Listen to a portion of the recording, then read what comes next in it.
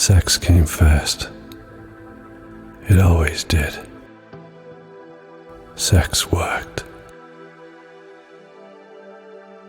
Amy let her mind slow down as she put her eye to the sight. The simple crosshair was a doorway to another world for her. She was using an M110 semi-automatic sniper system with the AN PVS 29 clip-on sniper night sight. It worked. She started working with Chadwick 2 years ago. He was always smiling. He always stayed calm. When the storm broke, he did his job, and he did it to his optimal best. It was good to work with him. After about 18 months working together, they got close. Too close. They started in a car, and together they broke the tension, the sexual tension. It wasn't professional, and it wasn't decent. He was a married man, and Amy should have known better. She let the body lead the way and stopped listening to her brain. They would go back to her house or a hotel. Any chance they got, they touched. They merged. They searched each other. And then they went back to work. They were playing with fire. They would be fired immediately if the FBI found out. Romance fools you. It switches on the hormones to switch off your brain. And then came the black poison out of nowhere, and everything changed. One of the team were leaving, so everyone in the office went to a bar to give Special Agent Flo Andrews a big send-off, to wish her well in her new post in Homeland Security. A brilliant agent. She was going to go all the way in her career, despite being female and black. She was a rising star, no doubt. It was a good night. Chadwick gave Amy a lift home. They got out of the car. There was a hint of something, but Amy brushed it aside. She felt good. She had drunk a fair few drinks and enjoyed her time in the bar and saying goodbye to Flo. That bit was really good. The 3 steps in front of her were a bit of a blur, and she leant into Chadwick, who hadn't been drinking, to help guide her. They climbed the steps. He threw her through the glass in the front door. The glass smashed, and her world changed as he dragged her by her hair through the hallway. He started to punch her relentlessly. He hit her everywhere. Her body, her stomach, her face. the life that was hers before. All this flashed in front of her. Everything blurred as she lost consciousness. She woke up in bed, naked. Saw everything unreal. The pain, very real. Her legs were raised up on a box on the bed. Chadwick smiled. He gave her a glass of water. She flinched. Take these painkillers. You'll start to feel better. She felt sick. She felt scared. She thought he was her lover. She was wrong. He was her enemy. Sometimes logic dies. Sometimes the real you, deep inside, dies. Sometimes everything before is gone. All rational thought is a carcass. The only thing left is survival. She needed to escape. She took the painkillers and sipped some water. Everything hurt. Her mouth left some blood on the edge of the glass. Nothing in her brain worked. Nothing made sense. Chadwick started smiling again and spoke in a soft, sing-song voice. I love you, Amy. I really do. But you're mine, all mine. And if you even think about leaving me, I will kill you. I didn't like it when you were dancing and flirting with Flo like that. You disrespected me. You can't do that. I am sorry, I really am. I didn't mean to hurt you. It's just that I can't stand the thought of you with someone else. Now get some rest. Amy tried not to feel the pain. She tried to focus. Focus on that face and those words. All the sounds and letters echoed out of sync like slow moving worms of evil. She needed to switch off the heart of things.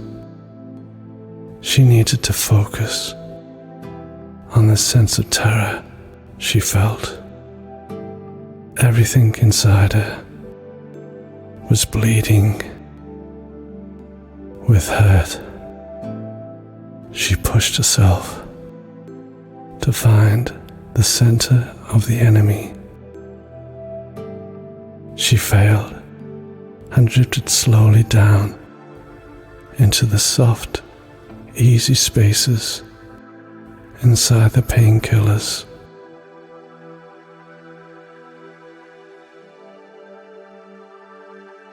Later on, much later on, she opened her eyes. She lifted herself slowly out of the bed and went to the bathroom and sat down on the toilet. The piss came in bursts, in between the flashbacks. She looked at the bruises on her thighs. She wiped herself dry. Amy stared at the mirror. She saw this new face. This wasn't her. This face had been destroyed. Her right eye was a black eye. Another flashback. She had bruises all over her body. She switched on the shower and stepped inside. She didn't hear or feel the water touch her. Everything felt slow. Everything was numb. The algebra of panic. She touched her vagina. It felt sore. She touched her arsehole. There was blood there too. Another flashback. The pulse of war was all over her now. She gripped onto the wall. Clichés banal, but real. She held on with every last bit of strength inside her and let the water flow. She tasted the black poison in her mouth. She felt dead, out of control, so helpless, so undead. She increased the temperature of the water so that it was as hot as she could take, and washed herself with all the shower gel that she could find. This was the end of her life. She knew it, but she was going to fight, no matter what it takes. She was going to fight back. She went downstairs and saw him cooking. Chadwick turned around. "Ah, there you are. Do you want some coffee and some bagels?" Amy looked at the front door. It had been repaired. There was no broken glass. It all looked normal, just like before. But she was living in the after now. The big fat dead afterwards. There was no going back. There was a massive, big, fucking divide between her and Chadwick.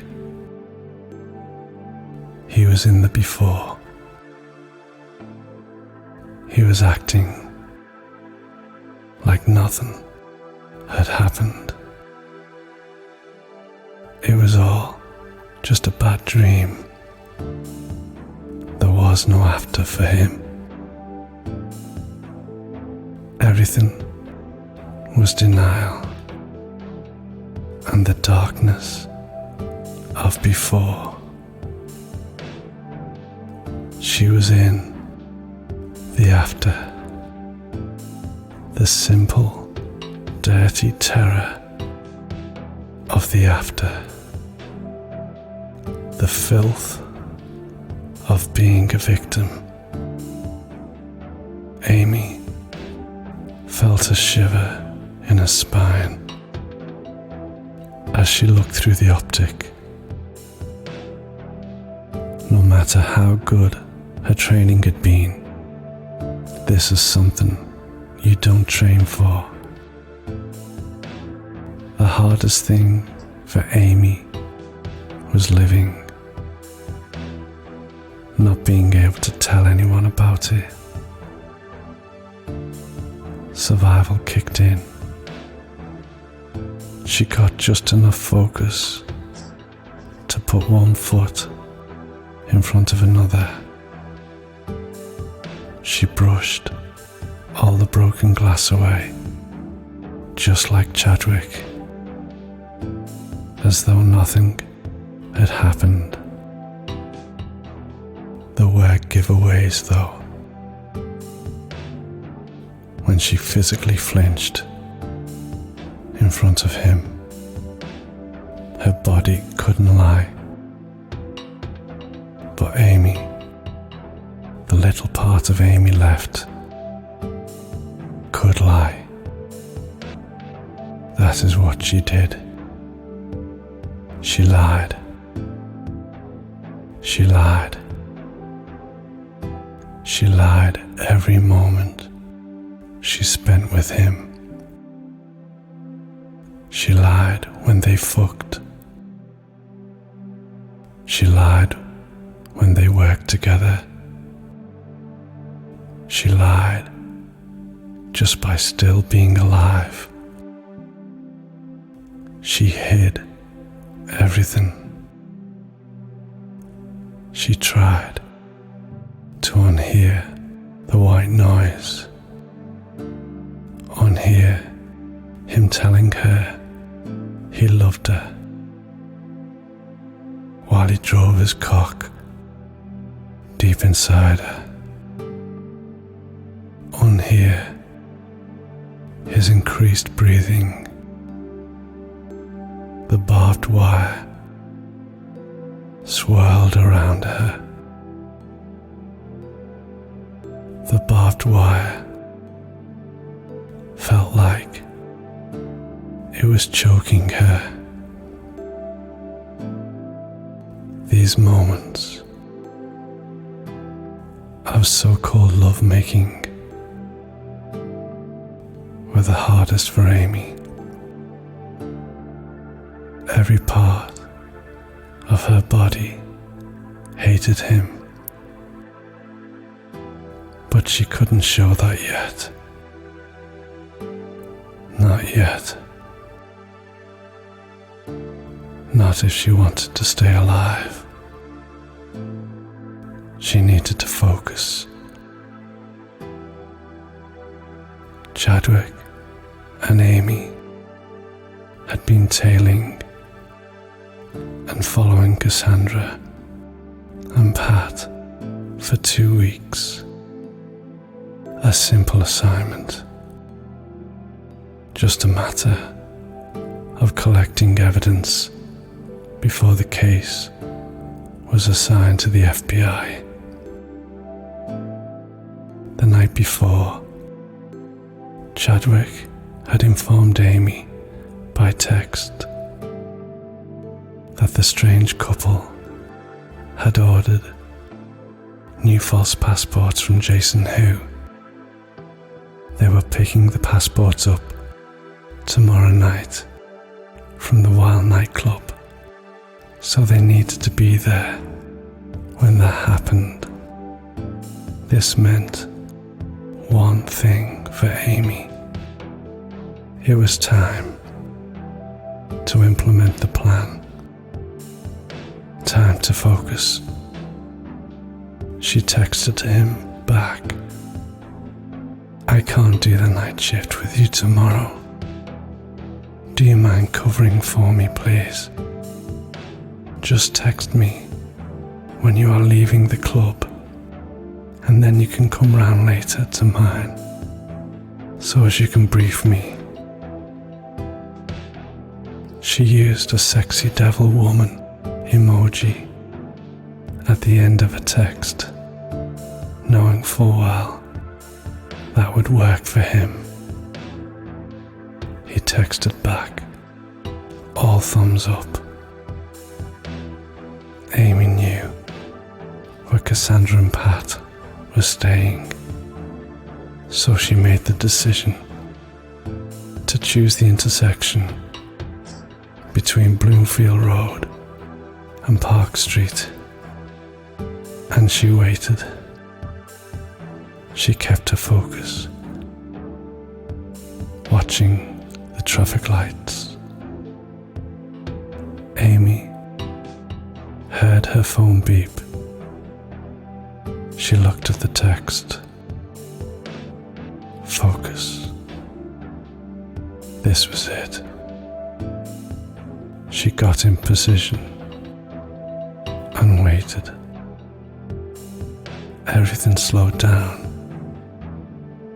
The black poison that almost killed her was oblivious now, just like she was at her front door 6 months ago. Her breathing hurt. The barbed wire seared. Her terror screamed.